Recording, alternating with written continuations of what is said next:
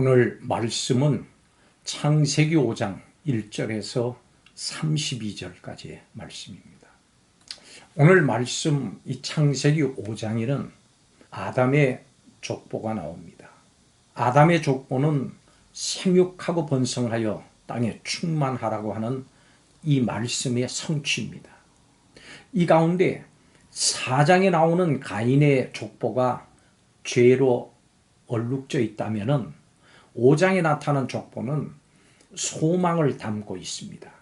특히 하나님께서 다른 씨로 선택하신 세세계보라고 하는 점, 그리고 4장의 죄의 진보가 빠르게 진행이 됐는데 하나님과 동행한 5장의 에녹은 죽음을 맛보지 않았다고 하는 점이 생명이라고 하는 희망을 보여줍니다. 또한 노아 그 이름처럼 쉼과 위로에 대한 소망도 나타납니다. 이 모든 일을 누가 할 수 있을까요? 이 일은 오직 하나님께서만 하실 수 있습니다. 하나님을 떠난 사람은 하나님으로부터 계속해서 멀어져 갑니다. 그렇지만 그럼에도 불구하고 하나님은 그 사람을 멀리하지 않으시고 여전히 사랑하십니다. 오늘 말씀에서 하나님께서 바로 사람을 사랑하시는 모습을 살펴보겠습니다. 첫째로 하나님의 사랑은 결코 버리지 않으시는 사랑입니다. 죄를 지은 아담과 하와는 하나님으로부터 멀어질 수밖에 없었습니다.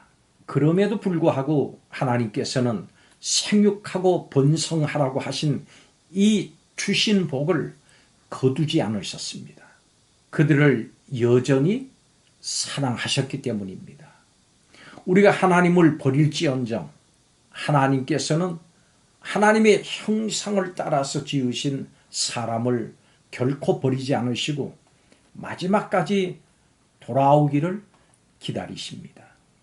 하나님께서는 동생을 죽인 살인자 가인에게도 은혜를 베푸셨습니다. 가인이 그 은혜로 인해서 하나님께 나갔다면 하나님께서는 그를 기쁘게 받아주셨을 겁니다. 하나님의 사랑은 그럼에도 불구하고의 사랑입니다. 지금도 하나님께서는 한량없는 은혜로 흠과 티와 주름 잡힌 삶을 사는 우리와 함께 하십니다. 이것이 하나님의 사랑입니다. 두 번째로 우리의 죽음까지도 하나님의 사랑입니다. 하나님께서는 사람에게 약속하신 복을 거두지 않으셨습니다.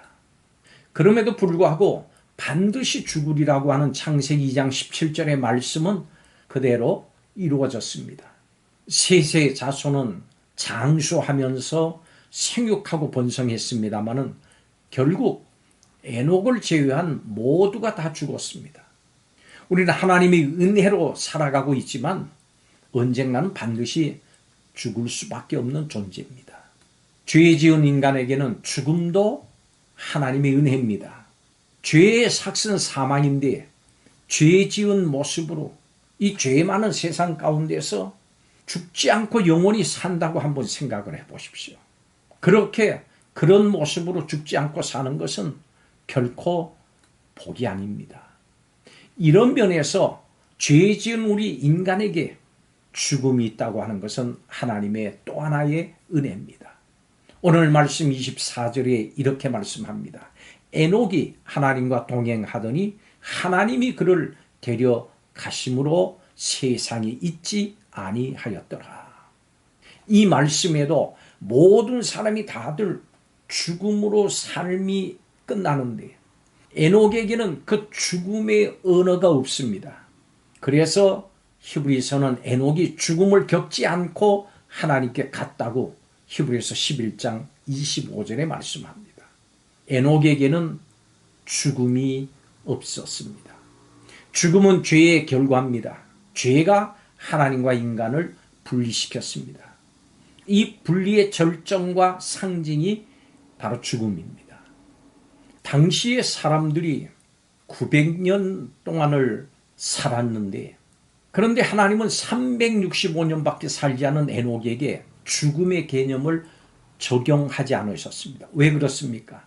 그가 하나님과 동행했기 때문입니다. 당시 900세 이상 산 사람들과 비교하면 에녹이 이 땅에서 산 횟수를 보면 반도 되지 않는 적은 횟수입니다. 그러나 우리는 에녹을 통해서 참된 복은 이 땅에서 누린 횟수가 아니고 하나님과의 동행이라고 하는 것을 볼 수 있습니다. 히브리서는 하나님과의 동행을 믿음이라고 했습니다. 그렇습니다. 하나님과의 동행이 믿음입니다. 믿음이 죄와 죽음으로부터 우리를 구원합니다.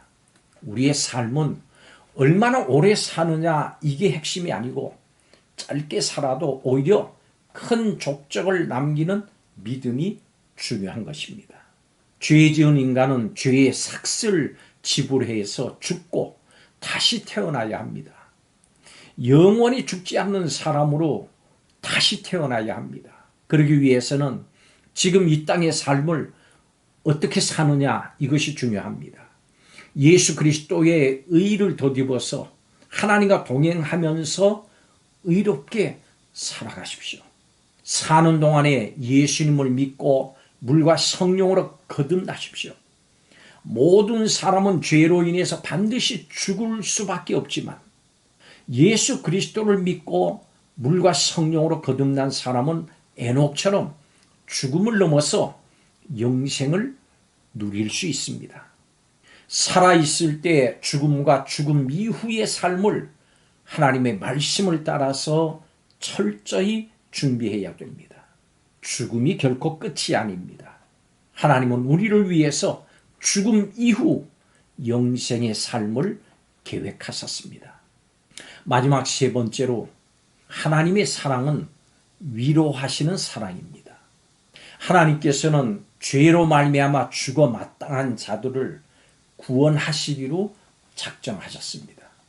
우리에게 영원한 안식을 주시기 위해서 놀라운 일을 계획하셨습니다. 이제 셋의 자손 중에 위로와 안식의 사람 노아를 통해서 하나님의 구속의 역사가 시작됩니다. 하나님은 영원히 고통받아야 할 사람에게 영원한 안식을 누릴 수 있게 하셨습니다. 죄인인 우리는 하나님께 위로를 받을 자격조차 없지만 그럼에도 불구하고 하나님은 우리를 위로하기로 작정하셨습니다. 하나님은 사랑이십니다. 하나님의 계획은 그 무엇으로도 취소될 수가 없고 그 누구도 막을 수 없습니다. 그 계획은 예수 그리스도를 통해서 온전히 성취됐습니다. 그렇기 때문에 예수 그리스도의 인간을 위한 대속적인 죽음을 믿는 사람에게는 모든 죄의 사함을 받고 또 영원한 안식을 누릴 수 있는 길을 활짝 열어놓으셨습니다. 하나님은 이 땅의 모든 사람들이 그분이 주시는 안식을 누리기를 원하십니다. 하나님은 모든 사람이 회개해서 구원에 이르기를 원하십니다. 이것이 성경에 기록된 하나님의 뜻입니다. 하나님은 사람이 죄를 지어서 하나님을 떠났음에도 불구하고 사람을 너무나도 사랑하셔서 끝까지 포기하지 않으십니다. 우리는 오늘도 하나님의 이 은혜와 사랑 안에서 살고 있는 사람들입니다. 오늘도 이 땅에서의 죽음 후에 영생을 준비하면서 그럼에도 불구하고 사랑하신 하나님의 사랑에 감사하는 삶을 사시기 바랍니다. 주님을 사랑하고 주님과 즐겁게 함께하는 오늘 하루길이 되시기를 바랍니다. 하나님께서 우리를, 여러분을 사랑하십니다. 하나님은 사랑이십니다. 기도하겠습니다. 세상의 기준으로 볼 때 우리가 보잘것없고 초라해 보여도 하나님과 동행함으로 복된 사람들임을 깨닫습니다. 평범한 일상이지만 예수님을 믿고 영생을 준비한 성도로서 주님과 함께 거닐고 이야기하면서 감사하는 매일매일의 삶이 되게 하여 주시옵소서. 죄를 지은 우리 인생, 그럼에도 불구하고 우리를 사랑하셔서 구원의 길을 예비하신 예수 그리스도의 이름으로 기도하옵나이다. 아멘.